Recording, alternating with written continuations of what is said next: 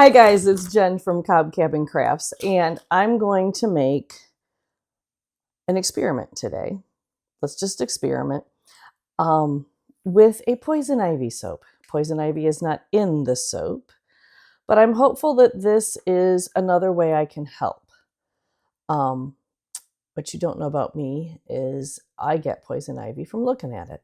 And if I get it one place, I've got it all over. And I have used my stinging nettle salve on poison ivy before, and it works. But I also think maybe something in the shower that would soothe it. So, jewelweed might be the answer. We shall see. So here's how we're modifying my regular recipe. This is jewelweed ice actually. So I had made jewelweed tea and I just froze it in chunks. So I'm going to put two of these are back in there. So I'm going to have the jewelweed tea that way.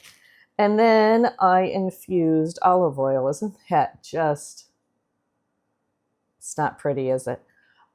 But if it works, I don't care how pretty it is. This is jewelweed infused olive oil. And then for good measure, I'm going to put calamine clay in it. Hopefully that makes it pretty. I'm afraid it's going to make it not pretty. I could have just a mess.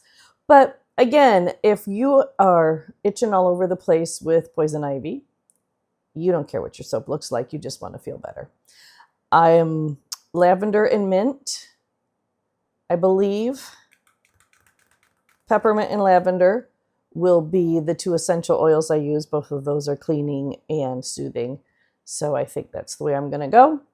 And hopefully later on today, because it is May 12th, and we're going to be working out in the garden. And I always manage to find poison ivy right after it's in my hand. And it doesn't seem to matter if I go run screaming into the house right away to clean it off. I'm still going to get it everywhere. So hopefully the big yard cleanup of 2025, I don't need this soap because it's not going to be ready for 6 weeks, but I get poison ivy. So easy. And if you do too, hopefully this helps. All right, so let's see what happens.